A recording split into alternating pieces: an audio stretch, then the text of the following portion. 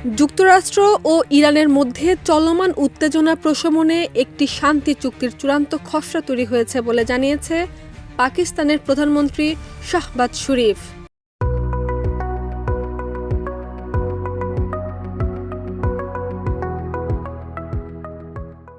বারোই জুন সামাজিক যোগাযোগ মাধ্যম এক্সে দেওয়া এক বার্তায় তিনি এ তথ্য নিশ্চিত করেন।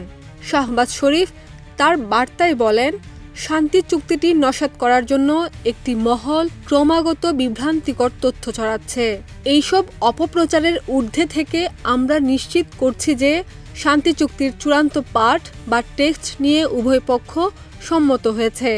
তিনি আরও যোগ করেন, শান্তি চুক্তি বাস্তবায়নে পরবর্তী ধাপগুলো নিয়ে পাকিস্তান এখন যুক্তরাষ্ট্র ও ইরান উভয় পক্ষের সঙ্গেই ঘনিষ্ঠভাবে কাজ করছে।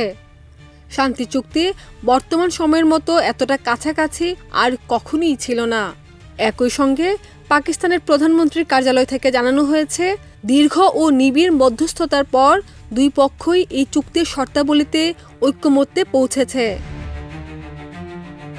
এর আগে 11 জুন মার্কিন প্রেসিডেন্ট ডোনাল্ড ট্রাম্প ইরানের বিরুদ্ধে পূর্ব পরিকল্পিত বিমান হামলা ও বোমা বর্ষণের সিদ্ধান্ত বাতিল করার ঘোষণা দেন। প্রেসিডেন্ট ট্রাম্প জানান, উভয় পক্ষের মধ্যে আলোচনার বিষয়টি ইরানের সর্বোচ্চ নেতৃত্বের পর্যায় পর্যন্ত পৌঁছেছে এবং সেখান থেকে ইতিবাচক সাড়া পাওয়া গেছে, যদিও ইরান ট্রাম্পের সে দাবিকে নাকচ করেছিল।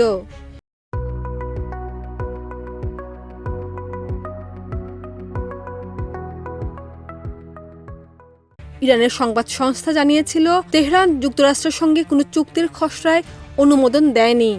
তবে দেশটির পক্ষ থেকে জানানো হয়েছে, এতে স্বাক্ষর করার বিষয়টি তেহরান বিবেচনা করতে পারে এমন একটি সম্ভাবনা রয়েছে। খাদিজা নিপা, দেশ রূপান্তর।